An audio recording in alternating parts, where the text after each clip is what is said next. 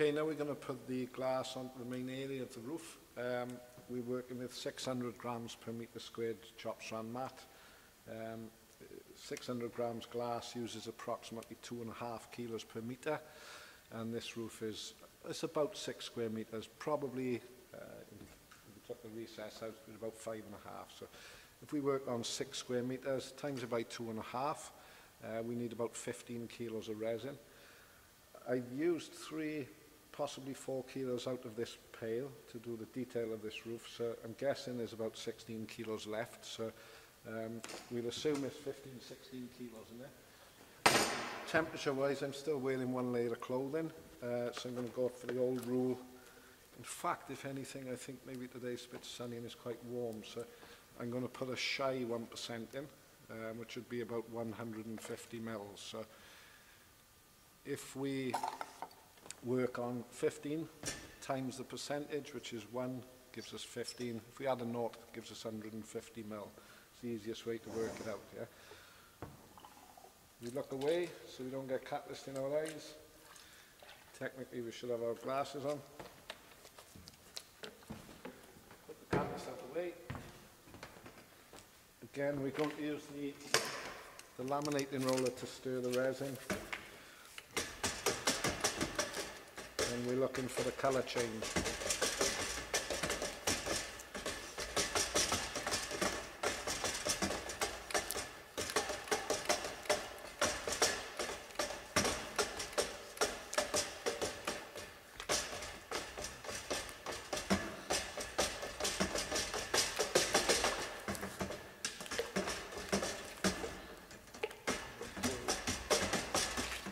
Okay, we're good to go. So we can reach it. And we start at the front of the roof and work our way backwards. We don't want all runs off the edge of the trim. You've got a mark there about 1 metre, but you should be able to guess it with a bit of experience. We have a nice roll up the front. You come just inside the trim and a little bit heavier, which will help to take the edge off the trim. And then effectively we just coat the area.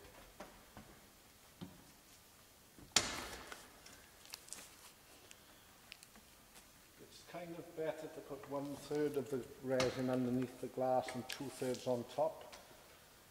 Sooner or later you might be tempted to cut the glass, leave it in place, put resin on top, and you'll probably regret it because it does take quite a long time to wet out the glass.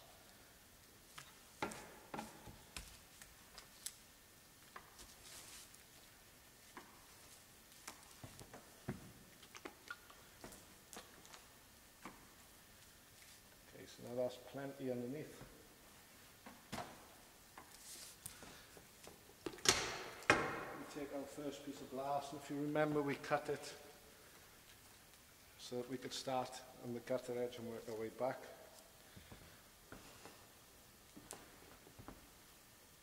Into the corner, onto your bandage, about halfway down the trim, and then roll it. Now this is a little bit odd, this first piece, because it includes the cutout for the pipe.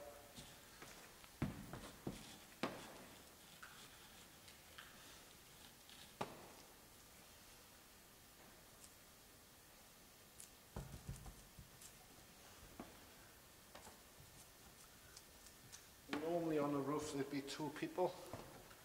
For the purpose of the video I'm kind of on my own here, so we put more on top now. Be careful on the front, it'll save you a lot of time sanding the resin off later.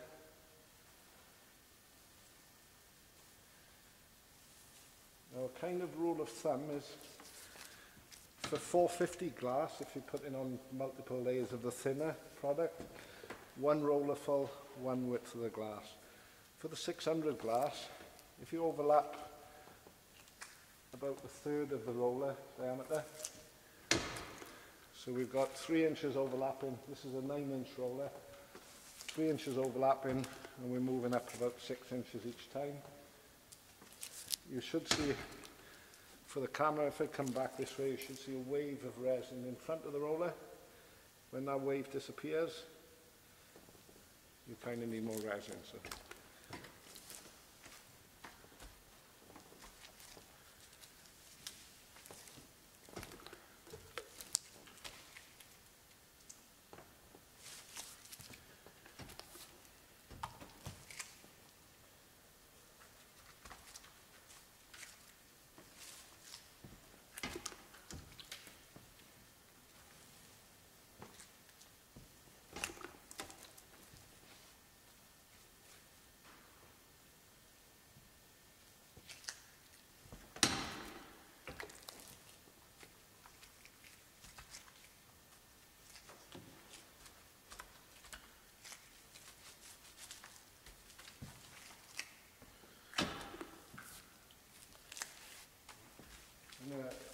Earlier in this video we showed you the detail around the stench pipe, so really we just need to bond to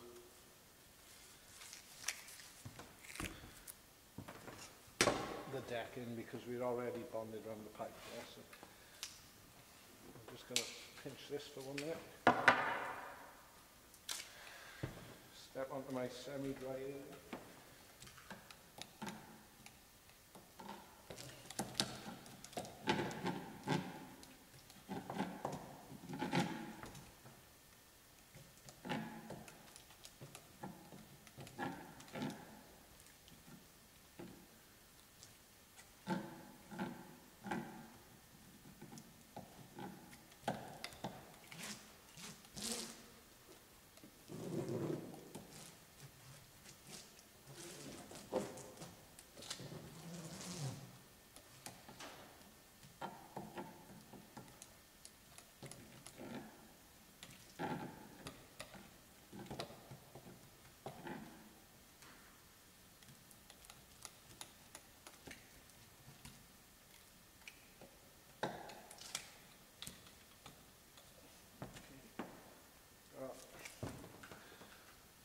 Probably got enough resin on here to push into the dry area.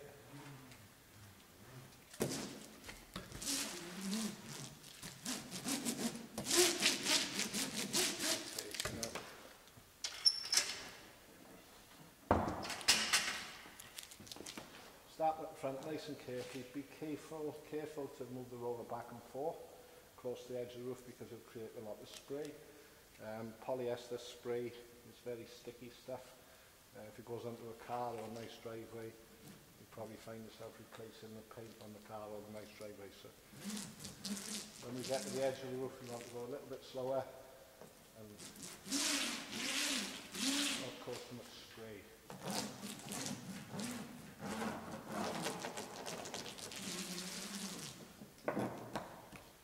And we're looking at basically removing any air bubbles and spreading out the resin. If you do have an air bubble, it normally displays itself as a white area. White areas are either air bubbles or water contamination. On a hot day, one of the problems with fiberglass is sweat off your head. Where a Rambo headrest.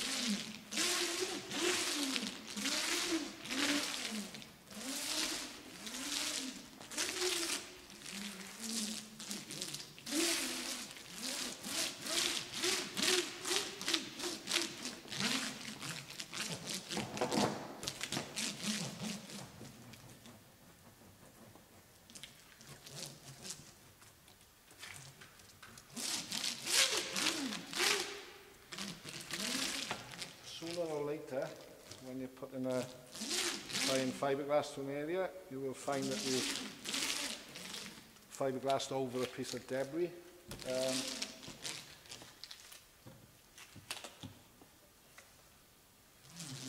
If, for example, this black mark was a piece of debris, you have no choice. Very carefully tread on the fiberglass, remove the debris, and then replace the fiberglass. Okay, and then your footprint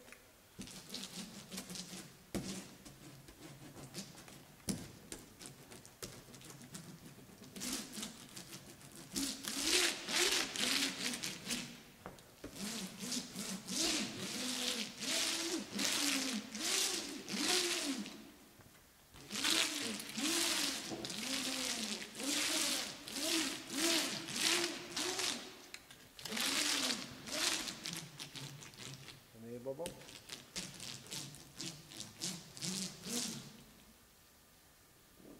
Okay, then we move on to our next piece of glass.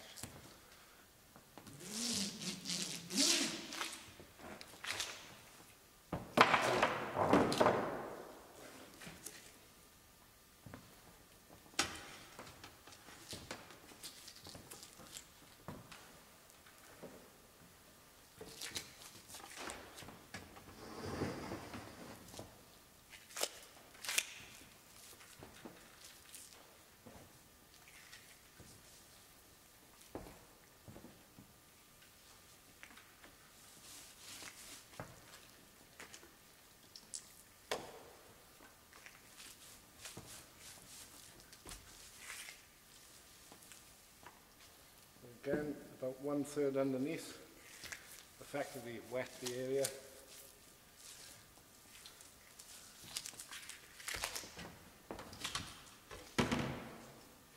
Start with the gutter. You're aiming at about a 3" or 75mm overlap, halfway on the trim.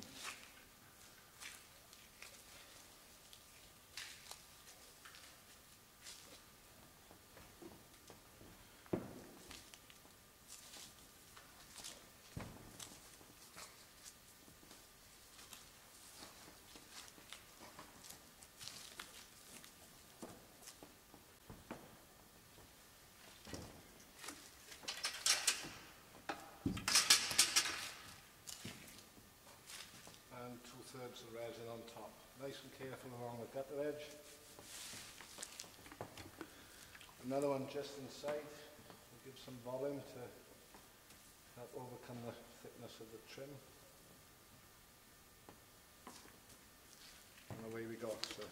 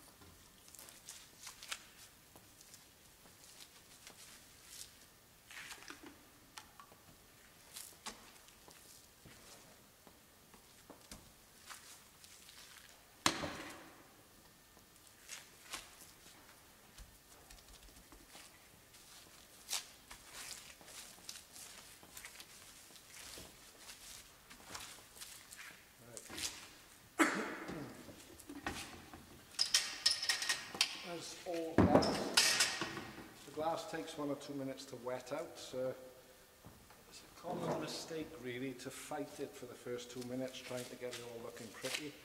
For the first minute or two, it's probably better just to go once over the entire area to spread the resin out and make sure there's no dry parts.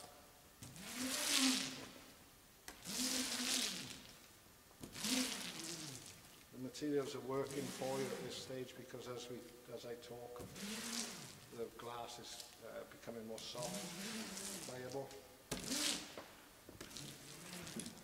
Right, just make sure it's all in the correct places and it's all covered in resin.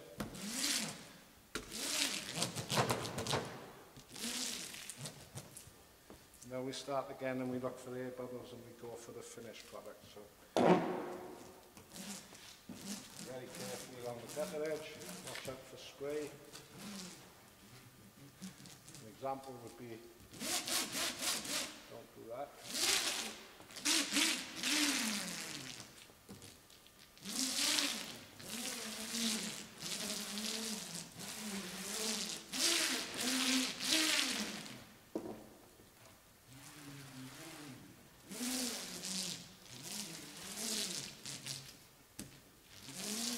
The laminating roller that I'm using is a 21mm model. so it's 21 millimeters diameter. There are larger models available which some people prefer to use, 40 mil diameter. It's a personal preference.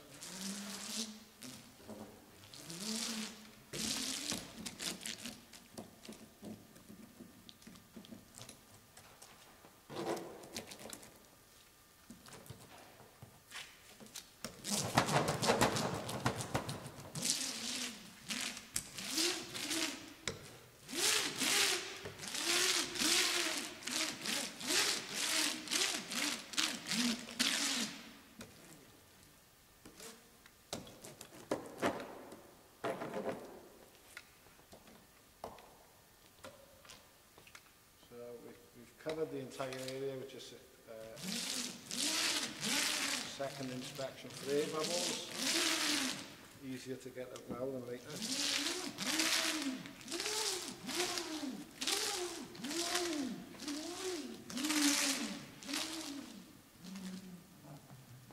And we're good for the next piece. As I said earlier, sometimes a larger roof is easier to work on than a smaller roof.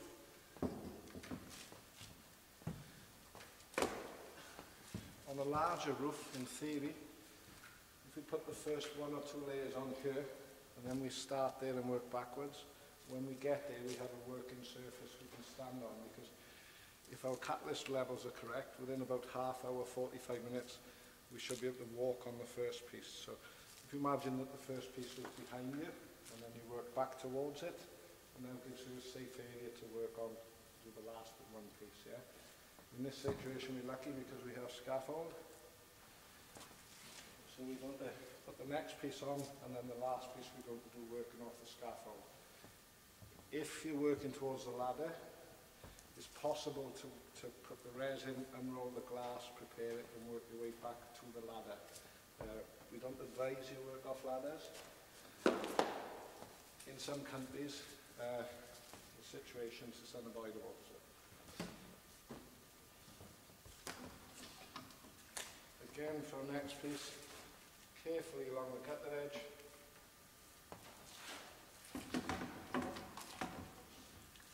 And then wet the area.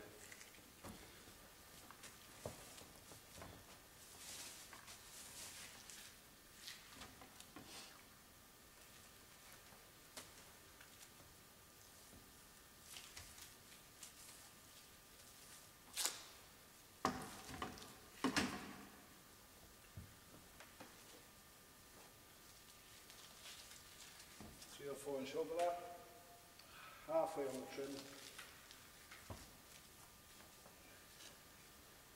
and you'll overlap for the last piece.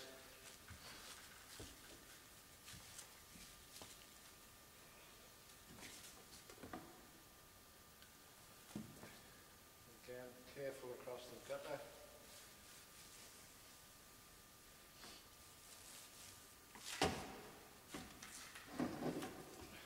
Just inside the trim to give some volume there. And away we go.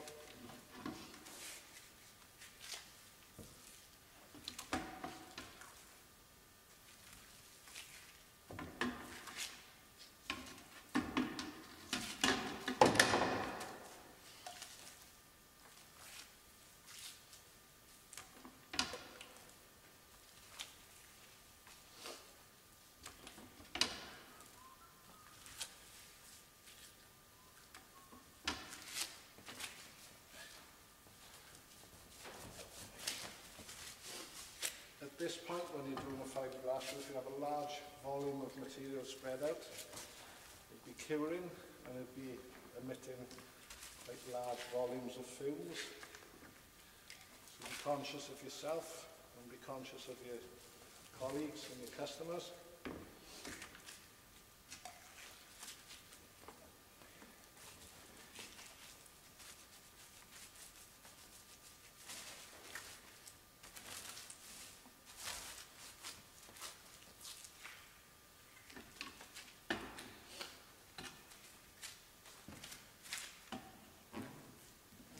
Slowly on the gutter, do some drips, spray.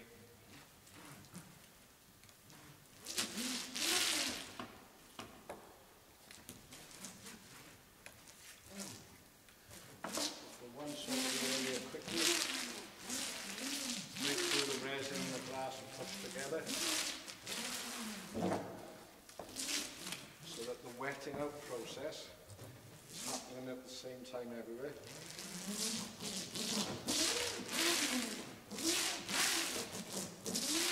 And when you're happy that all of the glass is embedded in the resin, then start again at the front and go over once carefully. Make sure you remove any air bubbles and spread out any resin.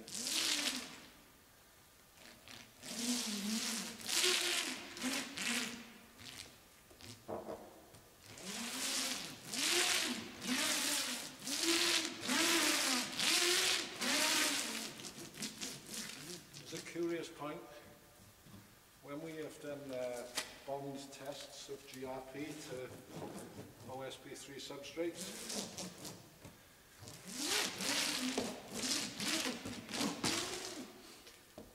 the delamination force required for 1 square metre is approximately 6,000 kilos. So anytime you see a fiberglass roof delaminating, it's basically because this process has been done onto damp wood. Fiberglass does not like to bond to damp wood, so in this situation we're working on a nice dry surface. In theory, 6 square metres, it would take about 36,000 kilos to remove this fiberglass from this roof. In practice, if you could apply the 36,000 kilos, what you'd find is the board would split in half at the middle. Yeah. Fiberglass roofs only delaminate if you put them onto wet wood. So for the last piece, I'm going to step onto my scaffold.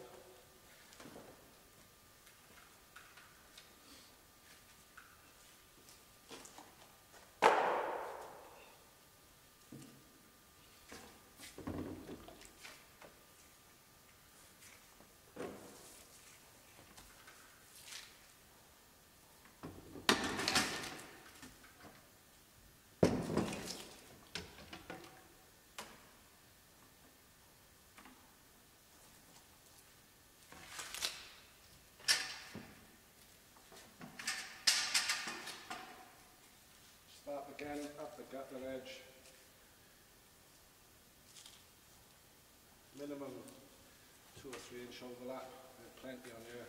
Large overlap's better than too small.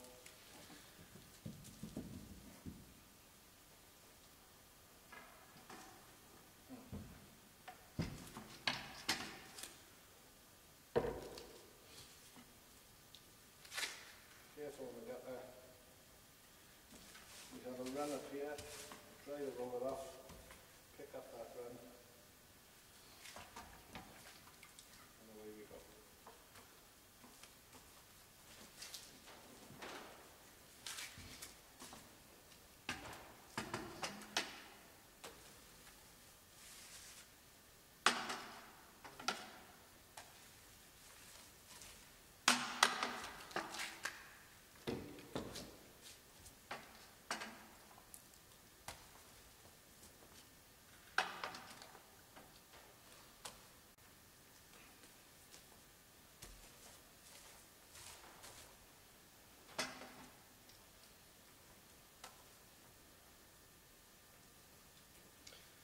If you've watched the health and safety videos, which I hope you have, if not, why not? We talk about any unused resin in thick quantities, and here we have about 2 litres left, which is correct for the area.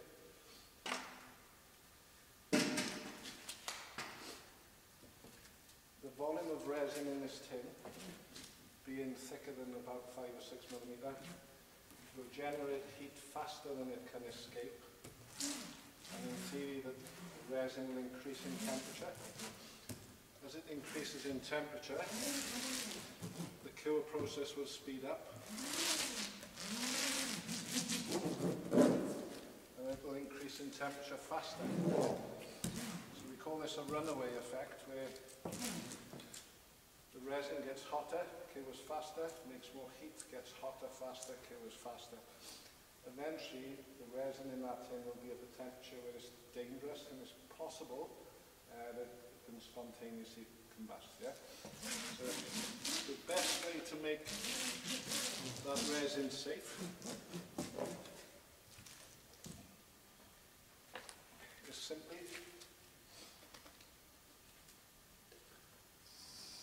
to pour a cup or two of water on top of it.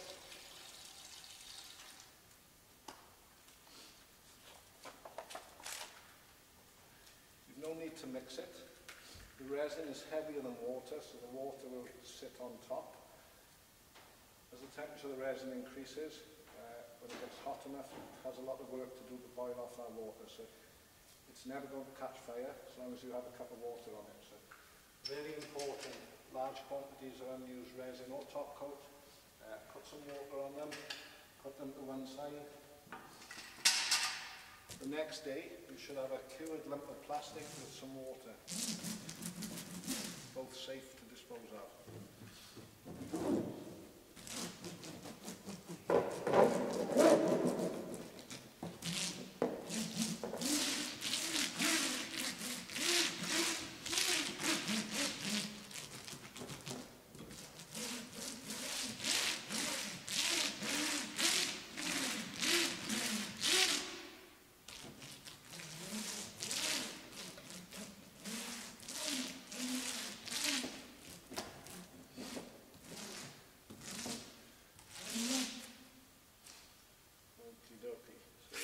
Any small strands of glass, leave them. Before we prep for top coat, we've got to make sure that the corners quicksand, any strands and they will be flashed off quickly with sandpaper. The most important thing is to look for air bubbles in the laminate, because if it cures and you still have an air bubble, it's very difficult to remove later. So